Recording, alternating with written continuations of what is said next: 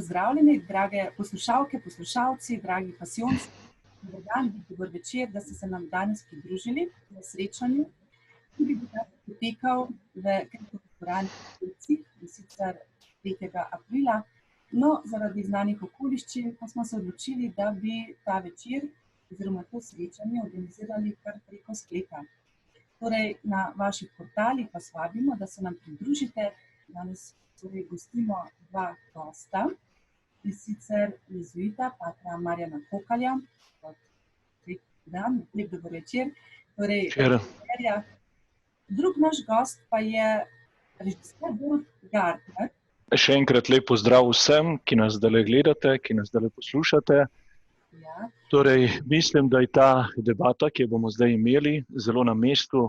Namreč, poleg tega, da je zdaj postni čas, nas je presenetila ta kriza s koronavirusom in mislim, da nam je pasijon kot tak še toliko bolj blizu. Lahko pa tukaj na začetku omenim dve stvari, ki treba ločiti tukaj pri tem. Eno je trpljenje, ki ga ljudje doživljamo ob taki krizi, kakor je sedaj, ali pa trpljenje nasploh, ki ga posameznik doživlja. Drugo je pa pasijon. Pasijon pa pomeni pot odrešitve, pot za Kristusom, proti odrešenju je pa pogled upanja naprej skozi trpljenje. Trpljenje postane usmišljeno. Tako da mislim, da je zelo smiselno zdaj govoriti o pasijonu kot poti rešitve.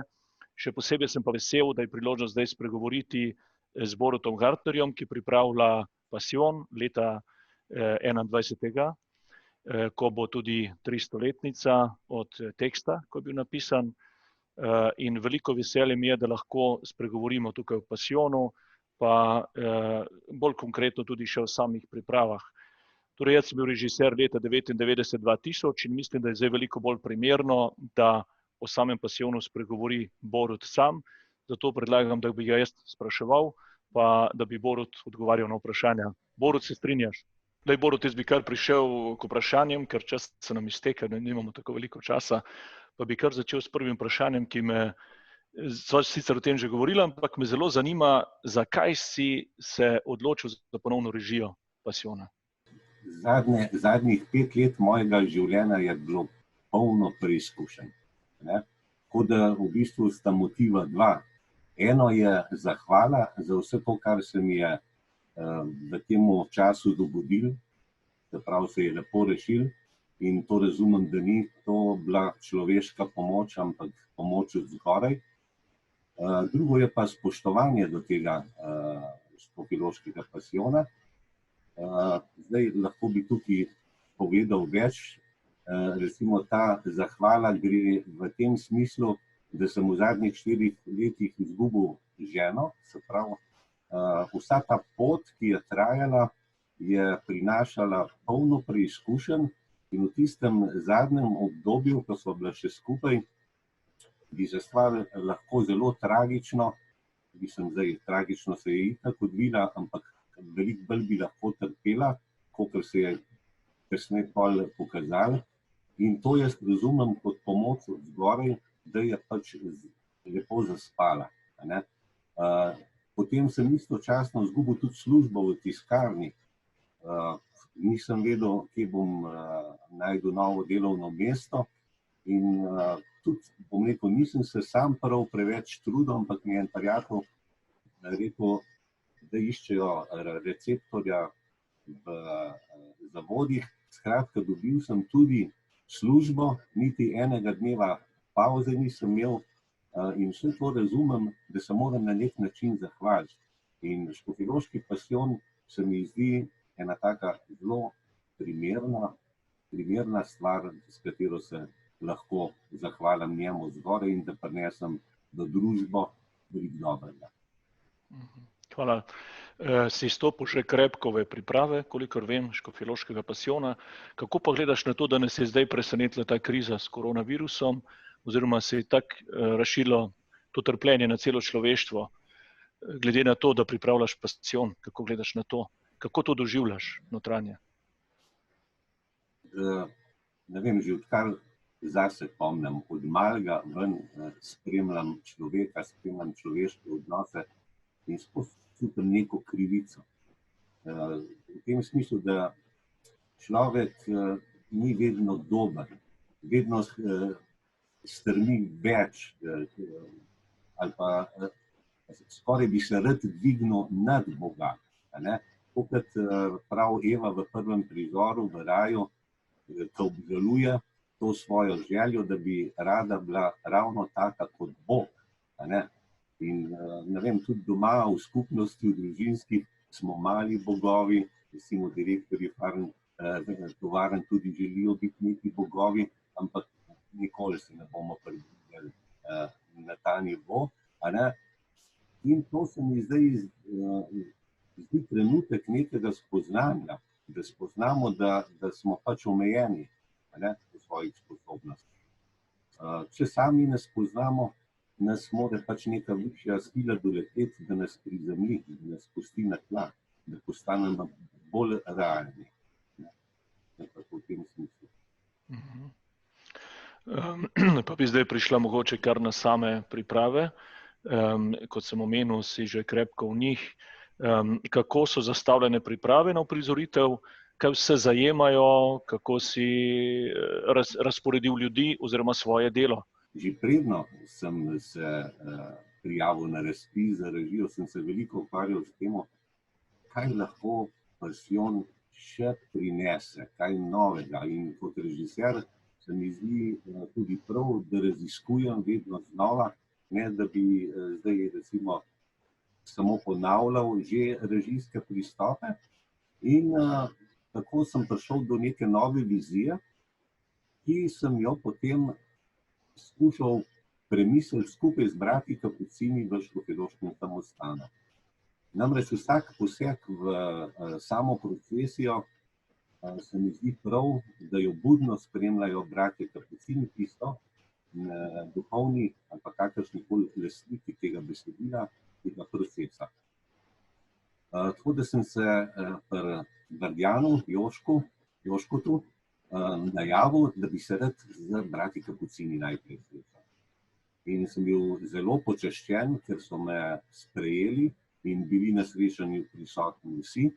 In na tistem srečanju sem jim predstavil svojo vizijo, izmenjali smo si mnenja in smo si rekli, da pustimo zadevo nekaj časa stati, da tudi oni v miru premislijo in da se bomo čez čas spet dobili na drugem srečanju in tam postavili stvari in tako debatirali. Četrto, postavili smo vrstni red podob in jaz sem najbolj vesel tega, da bojo tudi Kapucini na čelu procesije sami pozdravili gledalce, ne bo več napravljene Kapucine, to se mi zdi izredno lepo, pogumno. In pa tudi konec procesije bo nekoliko drugačen, pa naj to ostane mogoče majhna skrivnost. Tako da prvo stvar, ki smo želeli narediti, je to, da govorimo skupaj z brati Kapucini. Potem, ko so oni potrdili, šele potem sem imel nekako zeleno luč, da stopam med vodje igralskih skupin, med same umetnike in to jaz delam na čist svoj način. Želim se pogovarjati z vsakim človekom posebej. Nikoli ne sklicujem srečanja, da bi povabil, ne vem, preko maila, preko SMS-ov na eno srečanje, ampak se najavim pri posameznem vodju, ga prosim, če se lahko dobiva in običajno se to dobimo ali pri meni doma ali pri vodji doma in se pogovarjamo. Zakaj tako? Zato, ker lahko vodja dobi več časa, več si lahko zaupava, nekatere stvari, recimo, rečemo, niso za javnost, ostajajo med nama, in tako prihajam do resnice. V tem času so se ljudje tudi postarali, tako da res vidim posamezne zgodbe in v bistvu zdaj sem končal vsaka srečanja z vodji igralskih skupin. Eden je odustal, pač je rekel, da ne bo več tega, in jaz sem že v glasu slišal, da je to tista pravnja, ker nima smisla nekoga prepričevati, nagovarjati, če sam ni nagovorjen. Eden je pa, ne morem reči temu zavrnil, ne zmore več zaradi starosti. Ta gospod je 80 let bo letos star in se mu zahvaljujem za vse, kar je do zdaj naredil in bo tudi še naprej prisoten, ampak on je takoj sam od sebe najde zamenjavo, kot da je to ena izmed prvih podob, ki so mi poslali sezname. Torej, tukaj gre za veliko pogovorov z vodji igralskih skupin, vzporedno pa se pogovarjam z umetniki, posameznih področjih, lektorstvo, kostumografija. In pa seveda jih nekako nagovarjam, da bi pristopili ljubiteljsko. Ampak vsak ima svojo osebno odločitev in zdaj ta koronavirus nam je priprečil to prvo skupno srečanje. Saj tudi sam veš, ker smo stvari pripeljali na neke točke, smo zbrali vodje igralskih skupin, pa umetnike, mogoče kakšne novinarje pripisali in predstavili ljudi javnosti. Tega zdaj pač ne morem narediti, nikakor ne želim uporabljati za to predstavitev sodobne tehnologije, ampak čakam, da se bojo stvari umirile in da se bomo fizično zbrali v neki dvorani, da se vidimo iz obraza v obraz in se predstavimo in takrat bom tudi za javnost konkretna imena spregovoril, ker tukaj se mi zdi malo prezgodaj, če govorite, ker bi nekaj vzel tipnem večeru. Zdaj med vrsticami smo lahko prebrali, zdaj, ko si govoril, da daš res velik poudarek na sodelavce, na sodelujoče pri pasijonu. Kot praviš, zdaj imen ne moraš posebej govoriti še. Mogoče pa lahko rečeš kaj o teh umetnikih, o področjih. Katera področja imaš zastavljena znotraj pasijona in kako se jih predstavljaš realizirati? Si omenil prelektorje in še kaj drugega.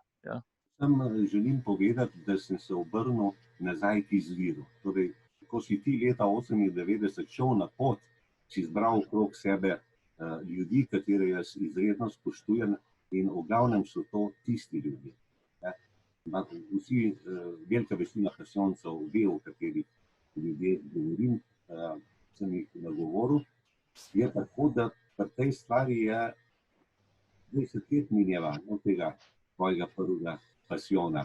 In v tem času so se te umetniki tudi postarali, tako da tudi vsak umetnik ima svojo življenjsko zgodbo, življenje mu je prineslo svoje križe in težave, tudi bolezni, tako da v teh trenutkih sem z nekim umetnikom lahko pripeljal stvari do neke točke, potem sem pa začutil, da je treba dati njemu čas, da pač preboli to bolezen, ker časa realno imamo še dovolj. Moj glavni namen je, da vzpostavim stike v vse te smeri. In ko si me vprašal, dramaturga skoraj jaz ne bom potreboval, ker dramaturg si na nek način tudi ti mi vedno pomagaš, kadarkoli te kaj vprašam in veliko prijateljev, strokovnjakov je tudi okrog mene, tako da je to en posvetovalen telo.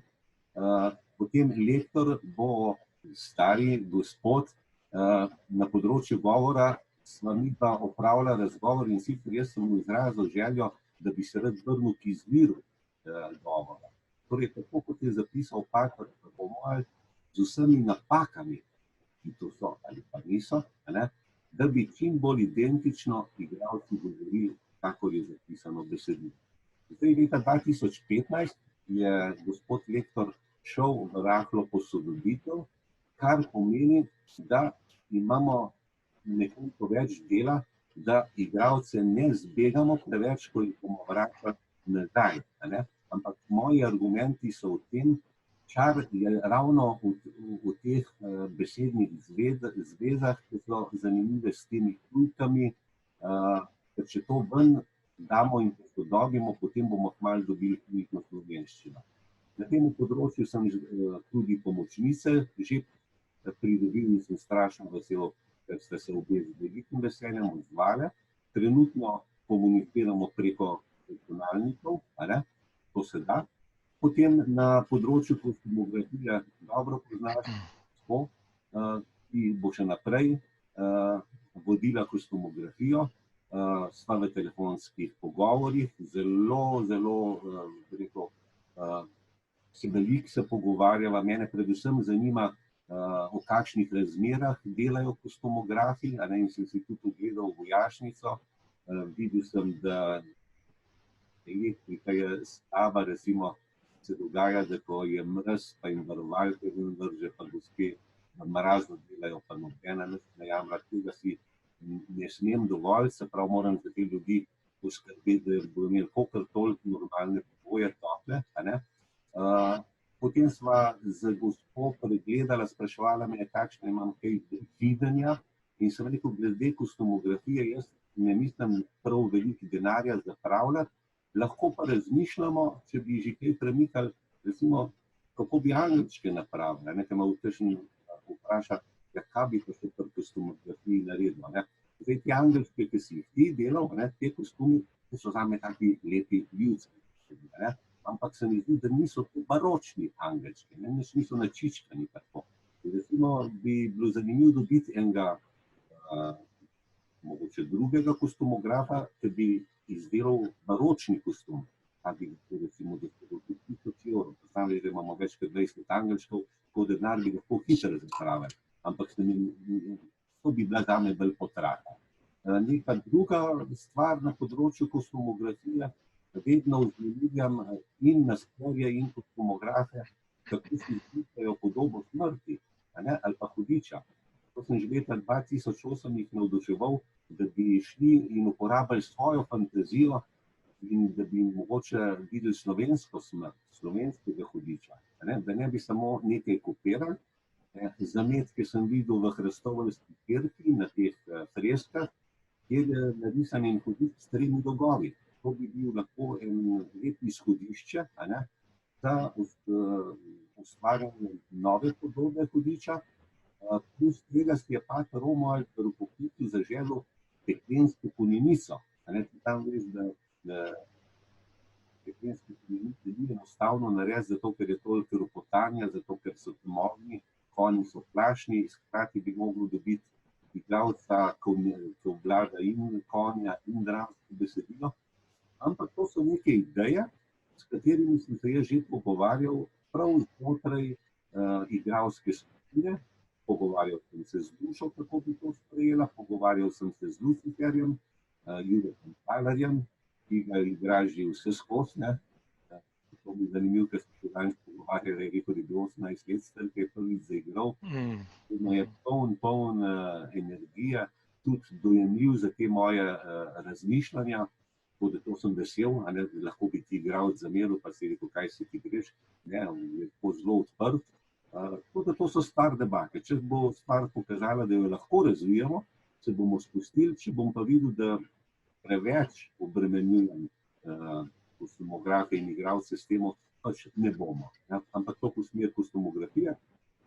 Seveda smo že videli, da pri cehih so čevlji vsi za nič, tako da že teče akcija v alpini žiri po novih čevljih. To, drugače imamo z gospo zamišljeno tamle konec poletja, ko so stvari tople, ki ni potrebno ogrevanja, da bi preverjali že igralce po kostumih, da bi imeli še videti dovolj časa v toplih mesecih popravljati te kostume in tako naprej.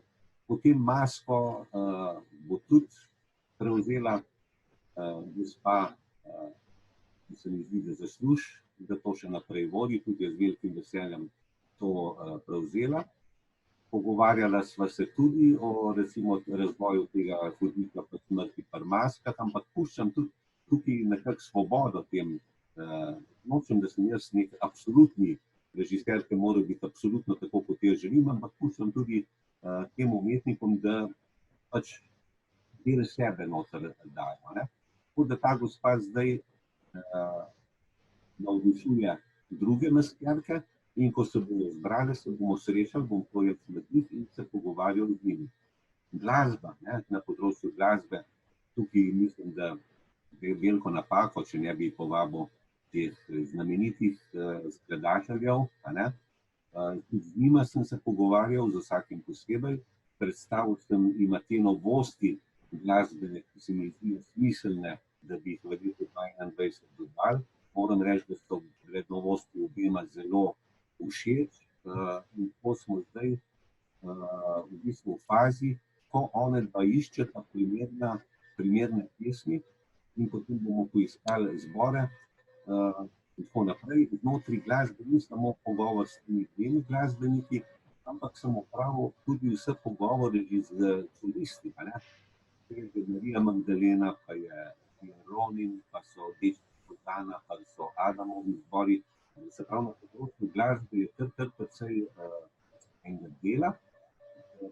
Potekal bo ravno tako kot do zdaj, in sicer bomo naredili audicijo za Adamove dečke, audicijo za Dečke Fozana, zelo tudi zahtev srečanja z Markosom Finkom, ker leta 2015, ko sem gledal Pasijon in ko sem njega zagledal na prizorišču, ker poje se, kaj pa tam možaka tukaj.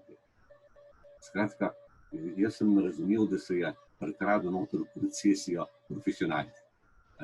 To pa sam veš, da jaz čuvam te igralske stvaritve za ljudske. Zame je to vrhunec ljudskega gledališča. In ko smo se potem osebno pogovarjali, sem jaz tudi to njemu osebno povedal in me je malo tako začuden gledal. Pa sem pa rekel, gospod Markos, ampak ko sem jaz premišljal, zakaj bi vi vstopil noter, sem rekel, me niste prepričal s tem, da ste vi prišel neko svetovno slavo iskati. Se je tam tale premalo petja tukaj noter, ni to impozantna vloga. In sem ga začel z drugimi očmi gledati in sem rekel, verjetno imate vi en spoštljiv odnos ne samo do Škofjeloškega pasijona, ampak tudi en poseben odnos z Bogom. In smo imeli eno uro tako lepega pogovora in je tudi rekel, da bi tudi v letu 2021 nastopil. Pri tem se mi zdi še pomembno povedati, da ponujamo možnost tudi drugim pevcem. Se pravi, Hieronima sem se odločil, da lahko do 3 pevci zapojejo. Na ta način dobijo 3 pevci možnost, da doživijo Škofjeloški pasijon, da nastopajo. Po drugi strani je pa to tudi rezerva, če se komorkoli zgodi kaj in pa tudi, če imajo kakšne osebne važne stvari, da lahko med sabo dopolnijo, zamenjajo. To je isto, ki nimam kaj skrivati, Akustika Pirman, s katerim delamo že dolga leta. Smo bili v pogovorih, pogledali smo si vsa prizorišča, z vodjom projektom, Jakobom Brhovcem smo skupaj šli, smo pogledali, če se da tudi kaj kapaciteta sedežev povečati, da bi se dali pač maksimalno sedežev dati, ampak da bojo te pozicije še vedno take, da se bo dali kulturno gledati. Tečejo, kar se pa tiče same predstavlja, kako luč narediti. Bom pa potem, da bom res imel čišči stvari definirane, ker zdaj se razvijajo, pa bomo potem podognala. Potem koreografija. Tudi tukaj morajo neke spremembe nastati. Recimo zanimivo se mi zdi, ko gledam danes prizor Samsona, da vidim drugače, kot sem ga videl leta 2008. To pa pomeni, da mi neke stvari že niso všeč in pomeni novo koreografijo. Zdaj, tisti, ki ne vejo, kaj koreograf sploh dela, da ne smem pozabiti te male scene, scenografov, Minca, pa Bojan Riktoršič. Zadnji smo bili skupaj, doma smo se veliko pogovarjali. Skratka, vsi te ljudje in tudi jaz si želimo, da bi tudi dobili naslednike, mlajše. Da vadimo, prosimo tudi, da pridejo mladi, da bojo lahko prevzeli naprej. Zdaj, glede, da nima več veliko časa, bi te vprašal še kratek odgovor, kako pa je z pasijonskim dogajanjem? So kakšne pobude prihajajo že zdaj od zunaj? Kakšne ideje, kreativne ideje nove, pa tudi s tvoje strani? Ko si nazadnje režiral pasijon, ste imeli romanja in podobne stvari. Kako pa je zdaj s tem opasijonsko dogajanje? Ko si me sprašal, sem se spomnil pa tega, se mi zdi, da prav ne smem pozabiti, tudi pri Konjenikih sem bil. Ne sam veš, da za Konjeniki tudi bistven del škofjeloške procesije. Pri Konjenikih je zanimivo to, da niso nekako v velikih skupinah povezani, ampak morda gre za 3 skupine, ki vključujejo tam od 8, če to ne, od 5 do 8 konj, vse ostalo so posamezniki. Tako da v tem času sem tudi prehodil veliko poti do posameznih konjenikov. Šel sem k njemu v štalo in to se mi zdi strašno lepo. Ena zadeva mi sploh ostala v spominu, namreč s temi vprežnimi konji so težave, že leta 2015 so imeli težave in sem iskal novega in sem tega gospoda vprašal, če lahko pridem k njemu pogledat te konje, pa njega, tako je rekel, ja, prid Borut, je rekel, kdaj boš pa prišel? Sem rekel, ja, jaz bi kar jutri prišel, je rekel, prav, kdaj pa? Sem rekel, ja, kaj pa ti šli v štalo, prav 4:30, sem rekel, se videl 4:30. Jaz sem bil 4:30 pri njemu in sva šli skupaj v štalo in sem jaz videl, da sta trud, kako se ta živina hrani, kakšen odnos ima do živali, še posebej mi pa presunil dogodek, ko sva končala to hranjenje živali, je vzel eno vrečo, eno tako, po moje, kot v mlinih so imeli leseno zajemalko in potresal konju pšenico. No, ali pa kaj, seveda, pasijonska romanja so, Sotočja, Sotočja, to so krasni ljudje, Jana Šurh, pa Martin Kralj, Jožica Žnidarčič, to je jedro in oni pripravljajo vsaka romanja. Seveda, ta romanja so fantastična. Jaz hodim na ta romanja predvsem zato, da hodim v tišino. In sem hvaležen tem ljudem, da pripravljajo, da nam, taj meni, ni bilo treba nikoli nič narediti. Samo rekli so mi, ta pa dan, gremo v tej uri, gremo tja in tja. Vse, kar me prosijo, je, če na koncu nagovorim ljudi v cerkvah ali pa kamorkoli pač gremo, jih povabim na pasijon. Predvsem je pa vrednost tega pasijona, da se fizično človek sprehodi skozi naravo, da vidi lepo Slovenijo, da gre sam vase. In da tudi veliko težav tako iz sebe ven spravlja in v tisti koloni, ki je, si eden drugemu ta tovor odnaša. Potem bila je ena pobuda, tudi, ko sem romal v Crngrov pred kratkim, škofjeloški meščani dajo spodbude, da bi se te freske, ki so obledele, da bi se to malo ustrežilo v tem času, preden pridejo obiskovalci. To se mi zdi strašno lepo, vesel bi bil, če bi se to zgodilo, da najdem še nekaj poti, kako ne jaz temu pomagam, mogoče ravno na ta način, da govorim preko medijev, mogoče me kdo sliši. Potem, kaj bi to še? Veliko je tudi povpraševanje. Danes me je ena dekle kontaktirala, je rekla, na Facebooku sem brala, da iščete tudi prostovoljce, mislim, da je Jakob iskal prostovoljce za eksterno pisarno, ona je pa rekla, bi pa rada igrala, kako se moram obrniti, in kako sem čutil poječa, ampak sem ji odgovoril, rekel, jaz bi pa želel, da kakšno fotografijo mi pošljete, portret pa tako celega človeka, namreč na ta način si potem lažje predstavljam tega človeka, kam bi ga lahko. In pa, da napiše nek kratek življenjepis, kaj on, kakšne talente, kakšne želje, kakšne talente. No in moram reči, da smo zdaj z enim čudovit proces študijski naredil, v tem smislu, da je ona rekla, rada bi igrala, kaj pa bi rada igrala, je povedala, kaj je pa bi rada igrala, in potem smo začela tako, da sem jaz originalen besedni posnetek. In sva nekako prišli do tega, kako ona sploh razume take, koliko ga razume.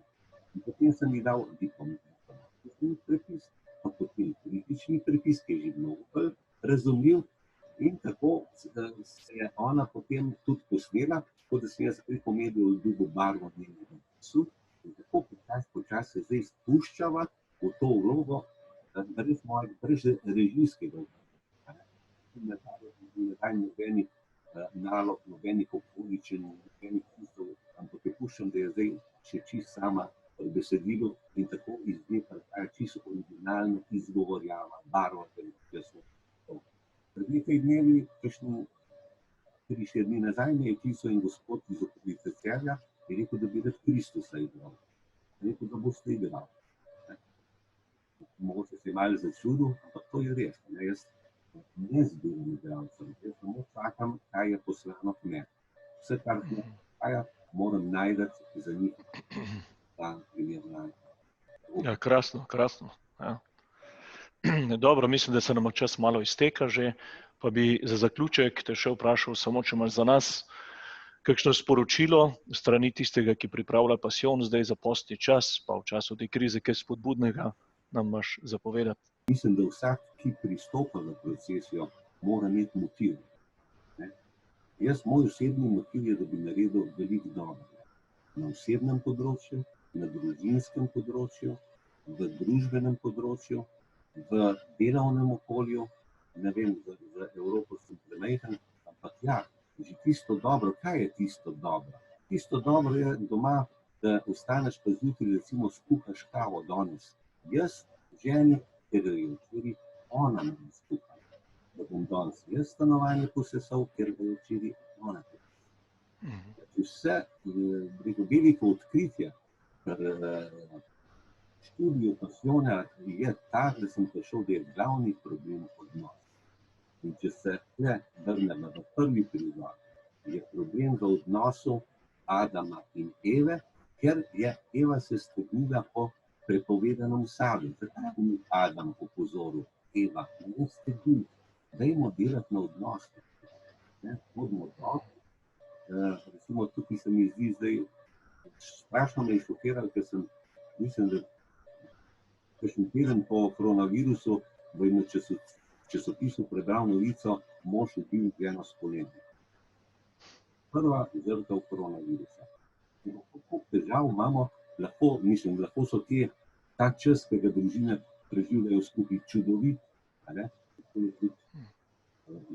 tako da polagam na srce, bodimo dobri, preprosto dobri. Če bomo doma uredili zadeve, ali pa samo na relaciji mož, žena, potem se bo to prevedilo naprej. Pa pomagati. Zdaj, ki je ta kriza, jaz sem se dal pač na razpolago, ne nagovarjam Pasijoncem preko medija, zato ker vem, da so to krasni ljudje in da zdaj delajo že. In se ne čutim poklicanega, ker se mi zdi, da bi kar nekaj ne vem, kako se slavo zase, ne, puščam jih in dam zvolenil, da vsi skupaj delamo dobro. Ja, Borut, res hvala lepa za ta čudovit pogovor, pa tudi vam vsem, ki ste nas zdaj gledali ali poslušali, za potrpežljivost, za to, da ste se vzeli čas, tudi za Škofjeloški Pasijon, pa tudi gospe Andreji, hvala lepa, ki je vse to organizirala. Lep pozdrav v Maribor. Mogoče še Hvala. s tvoje strani, kako v Mariboru doživljate tale poseben milostni čas, postni čas, ki poteka tokrat seveda brez zunanjega šajna. Ja, za duhovnike je kar malo šoka, tako na hitro, ker smo zdaj naenkrat ostali brez dela na nek način, ampak to samo na prvi pogled, se pravi prve trenutke po prvem šoku, ker pač nimamo svetih maš javno in tako dalje, vse delo odpade. Kratka, vsi načrti, ki smo jih imeli, vsi projekti so zdaj padli, ampak zdaj smo postavljeni pred nov izziv, kako pa priti do ljudi in zdaj se že znajdemo, imamo že številne načine, kako lahko pridemo do ljudi. Sam sem se dal recimo na razpolago za pogovore z ljudmi, sem vključen v organizacijo, ki organizira te pogovore in včasih tudi psihiatri ali pa psihologi pošljejo k duhovniku človeka, pa se potem z njimi pogovarjam. To je ena stvar. Drugo so pa moji študentje, s katerimi ohranjamo stik in sicer imamo vsak večer ob 8 uri skupaj molitev preko teh aplikacij različnih, se dobimo gor, kdor pa ne more, pa tudi sam moli, pa ob sredah vam mašo preko Facebooka. Iščemo pa še nove načine, kako bi se lahko bolj povezali. In zdaj se mi zdi, da že kar malo neko, ne bi rekel tekmovanje, ampak že številni načini, kako priti v stik, tudi maše na različni način in tako dalje. Tako da zdaj odkrivamo čisto nov svet, ta medijski ali virtualni svet, prek katerega se povezujemo. Opažam pa eno stvar, da od tistega prvotnega šoka, ki je bil takoj, ko se je to začelo, ta koronavirus, ljudje imajo zdaj več upanja, saj v teh naših krščanskih krogih se je življenje normaliziralo v notranjosti. Jaz zmeraj poudarjam študentom, ne prenašati zunanjih meja na noter, navznoter. Notranji ste lahko svobodni, lahko živite normalno, sproščeno življenje, zunaj morate upoštevati te meje, ki so, ni pa treba, da preidejo v vašo notranjost. Ne? In mislim, da sta tu dva različna svetova, ki treba jih upoštevati, in tukaj se da najti tudi en velik prostor svobode. No? Tako da vidim, da se tukaj razvija nekaj novega, vsekakor pa gre vse skupaj bolj v globino, tudi pri mladih, pri študentih. Vidim, da se veliko sprašujejo o življenju in veliko lažje se zdaj z njimi pogovarjamo o duhovnih stvareh kot prej. To je zanimivo. Ja. Koliko bi jaz nekaj vprid duhovnikov. Namreč, Marjan, ne morem se strinjati, da imate malo preveč, mislim, da imate več časa ali da ste brez dela. Mislim, da bo tole, ker jaz gledam domačega župnika v Retečah, meni je bilo toliko lepo, ker se je on potrudil, poslal mi je SMS sporočilo, da naj pač bodimo pripravljeni, da bo v nedeljo maša potekala, in je kamera postavljena in on je šel noter. Torej, on je ravno tako se mogel na pridigo pripraviti. To pa ja. Zame se mi zdi, da to, jaz sem prvič preko tega, so določeni pritiski, nismo vajeni takole po televizijah govoriti in se izpostavljati. In sem bil tako vesel, ker je tudi, mislim, da kazalo spodaj, da nas je bilo 52 prisotnih, to je tudi številka, ki nas je običajno pri eni maši, pri nas na vas. Zanimivo je bilo tudi to, ker so v ozadju krave mukale, ker je kmetija toliko blizu, je bilo tako lepo. Se mi zdi, da se veliko trudijo in se jim zahvaljujem. Potem se krasna poteza tega duhovnika iz Bergama, 72 let starega, ki je vstopil napravo za dihanje lep zgled duhovnikov je. Potem sem videl, ne vem zdaj v katerem kraju, ki je šel en duhovnik, če si predstavljamo, ne vem, neko naselje blokov v Ljubljani, on je v nekem mestu šel z ozvočenjem pred ta blok in je imel mašo na prostem, na balkonih so bili pa ljudi. Neko slabo stvar, ki jo vidim v temu, je pa morda da ne bi ta virtualni svet ali pa te mediji omogočili, še toliko medijev, ampak si želim, da bi se nekoč vrnili v cerkve in da bi po temu koronavirusu vse posekal. Mislim, ja. Mislim, da se ljudje tudi tega želijo, to večkrat rečejo, posebej si pa želijo spovedi, zanimivo. Prej ni bilo tako zanimanje za spoved, zdaj silno zanimanje za spoved. To je zanimivo, ne? Tako, da mislim, da ljudje se zavedajo, kaj to je, kaj pomeni ta sakrament. Se pravi, mislim, da je ozaveščanje, je to čas za neko ozaveščanje, to, kaj imamo. Ne? Mogoče bi še nekaj tudi dodal, Andreja. Namreč zdaj mi je prišlo na misel, ko sem izgubil ženo, sem bil sam. Zakaj se je to moglo zgoditi? Pa sem iskal neko tolažbo, neko rešitev. In takrat mi je zelo lepo povedal Peter Opeta, je rekel, Borut, če boš razumel, da je vse to Božja volja, bo šel korajžno naprej. Ravno tako se mi zdi, da imamo v mislih te pasijonske ribnici, verjamem, da so se veliko trudili, vsi se trudijo, vsi delajo z nekim spoštovanjem do Jezusa, do Božjih stvari, ampak bi rekel tako, ampak ni treba reči, če bojo razumeli, da je to Božja volja, bojo šli. Se strinjam. Torej, jaz bi rekla, lep, res blagoslovljen, mirna veliko noč, velik teden, ki nas čaka. Hvala obima, da ste se udeležila srečanja, nadaljavo, pa upam, da se še vidimo. Z veseljem. Hvala za povabilo. Tudi bi vošel lepe velikonočne praznike, bi izkoristil to priliko, ker ne vem, če bom lahko še takole govoril v tem času. Res prav vsakmu pasijoncu, vsakmu slovencu, naj bo mirno in zdrav. Jaz bi vas pa še blagoslovil, za konec naj vas Bog varuje. Gospod z vami in s tvojim duhom. Blagoslovi vas in varuje vsemogočni Bog, Oče in Sin in Sveti Duh. Amen. Živimo v miru. Hvala.